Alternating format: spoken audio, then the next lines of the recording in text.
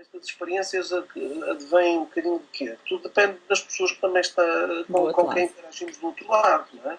É óbvio que algumas delas, conhecedoras já de que efetivamente aqui se às vezes inicia um processo relacional, mas claro que é óbvio que também não se faz logo no imediato. Claro. Acho que muitas das vezes uma noção de que temos que dar tempo ao tempo para que algumas destas relações se, não digo consolidem, mas que ganhem aqui mais alguma força, alguma consistência, para que sim, depois, se calhar a médio prazo, a gente possa.